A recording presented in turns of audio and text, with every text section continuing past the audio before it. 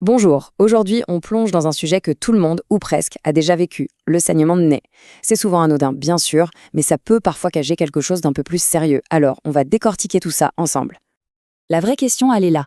À quel moment un saignement donné passe du simple petit désagrément à une situation qui mérite une attention médicale? C'est ce qu'on va essayer de clarifier. Allez, on entre dans le vif du sujet. Et pour bien commencer, un peu de vocabulaire. En médecine, on ne dit pas vraiment saignement de nez, le terme technique c'est épistaxis. La définition est on ne peut plus simple en fait. L'épistaxis, c'est quand du sang sort par les fosses nasales. Voilà, c'est dit. C'est notre point de départ. Alors maintenant qu'on sait ce que c'est, la question qui vient juste après c'est pourquoi ça arrive. Et là, les causes sont incroyablement variées. On va du truc le plus banal à des pathologies bien plus complexes. Comme on le voit ici, le champ des possibles est immense. Ça peut être un simple coup sur le nez, un petit vaisseau un peu fragile, ce qu'on appelle la fameuse tache vasculaire, ou une infection comme une rhinosinusite. Mais attention, les causes peuvent être plus profondes. Une tension artérielle trop élevée, une tumeur, un trouble de la coagulation, ou même l'effet de certains médicaments comme les anticoagulants. Il faut bien comprendre une chose, tous les saignements de nez ne se ressemblent pas. Et apprendre à les différencier, c'est absolument crucial pour évaluer correctement la situation. La distinction principale, elle est là. D'un côté, l'épistaxis antérieure, de loin la plus fréquente. Le sang coule par les narines vers l'extérieur.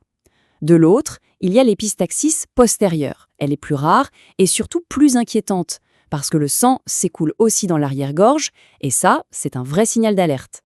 Ce qui nous amène à la question la plus importante finalement. Comment savoir si la perte de sang devient vraiment sévère? Parce que le vrai danger, il est là. Le nom de cette complication grave, c'est le choc hémorragique. Là, on parle d'une urgence vitale. Le corps n'a tout simplement plus assez de sang pour assurer ses fonctions essentielles.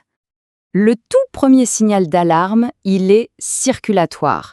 Pour tenter de compenser la perte de sang, le cœur s'emballe, il bat beaucoup plus vite, c'est la tachycardie. Et en même temps, la tension artérielle s'effondre, c'est l'hypotension. Les signes sont aussi visibles directement sur la peau. Des marbrures peuvent apparaître, une pâleur, les mains et les pieds deviennent froids, des sueurs et parfois même une coloration un peu bleutée qu'on appelle la cyanose. C'est la signature d'un corps en mode survie qui redirige le sang vers les organes vitaux et délaisse la périphérie. Et enfin, le cerveau lui-même peut commencer à souffrir du manque d'oxygène. Ça se traduit par des troubles de la conscience, une angoisse, de l'agitation, une désorientation ou au contraire une somnolence soudaine et anormale. C'est un signe de gravité extrême. Bien. On a identifié le problème, c'est une chose. Maintenant, la partie la plus importante, qu'est-ce qu'on fait concrètement? Voyons ensemble les bons gestes. Pour la plupart des saignements de nez, il y a un geste de premier secours qui est simple, précis et très efficace. Le voici. Il y a 4 étapes à suivre à la lettre.